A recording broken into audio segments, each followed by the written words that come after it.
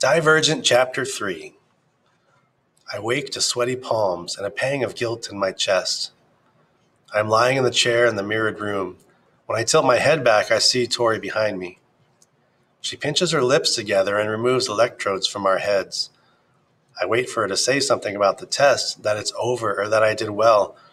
Although how could I do poorly on a test like this? But she says nothing, just pulls the wires from my forehead.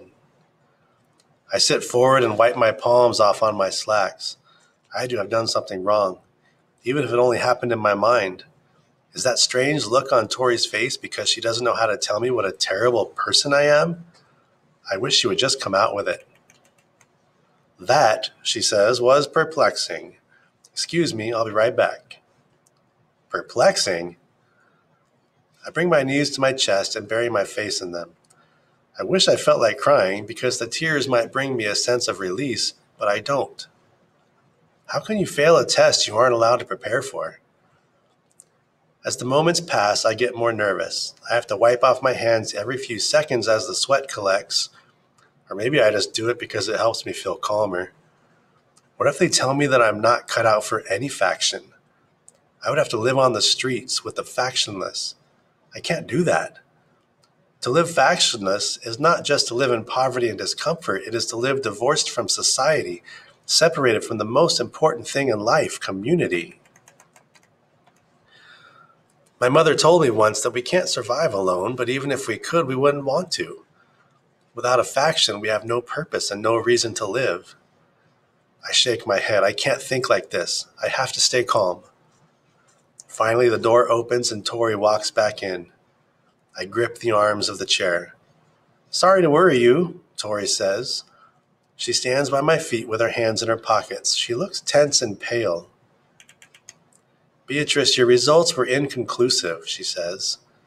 Typically, each stage of the simulation eliminates one or more of the factions, but in your case, only 2 have been ruled out.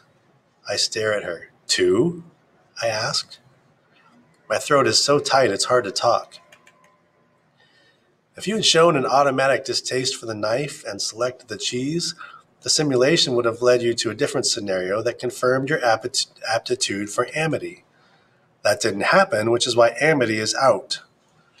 Tori scratches the back of her neck. Normally, the simulation progresses in a linear fashion, isolating one faction by ruling out the rest. The choices you made didn't even allow candor, the next possibility, to be ruled out. So I had to alter the simulation to put you on the bus. And there, your insistence upon dishonesty ruled out candor. She half smiles. Don't worry about that. Only the candor tell the truth in that one. One of the knots in my chest loosens. Maybe I'm not an awful person. I suppose that's not entirely true. People who tell the truth are the candor and the abnegation, she says, which gives us a problem. My mouth falls open. On the one hand, you threw yourself on the dog rather than let it attack the little girl, which is an abnegation-oriented response. But on the other, when the man told you that the truth would save him, you still refused to tell it. Not an abnegation-oriented response, she sighs. Not running from the dog suggests dauntless, but so does taking the knife, which you didn't do. She clears her throat and continues. Your intelligent response to the dog indicates strong alignment with the erudite. I have no idea what to make of your indecision on stage 1, but... Wait, I interrupt her. So you have no idea what my aptitude is? Yes and no. My conclusion, she explains, is that you display equal aptitude for abnegation, dauntless, and erudite. People who get this kind of results are... She looks over her shoulder like she expects someone to appear behind her, are called divergent. She says the last word so quietly that I almost don't hear it, and her tense, worried look returns. She walks around the side of the chair and leans in close to me.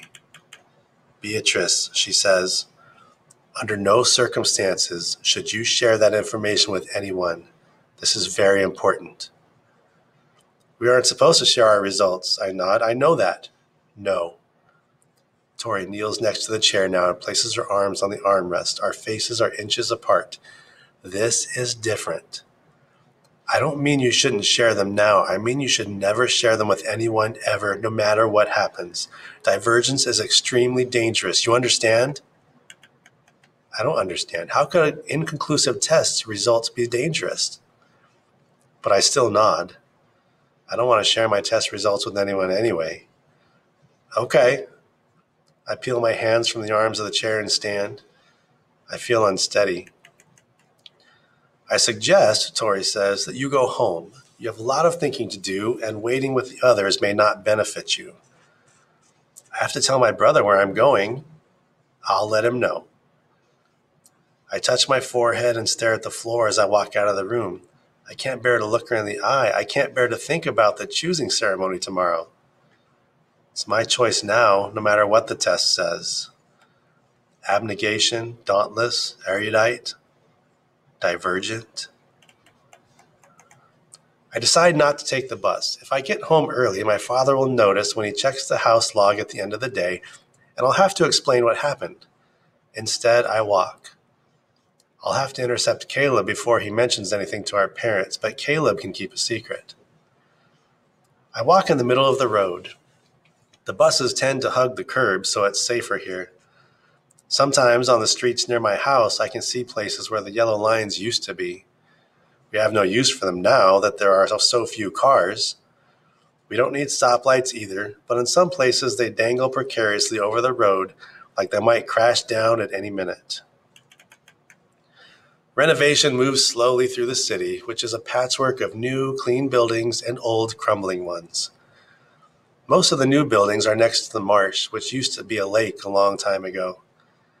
The Abnegation Volunteer Agency my mother works for is responsible for most of those renovations. When I look at the abnegation lifestyle as an outsider, I think it's beautiful.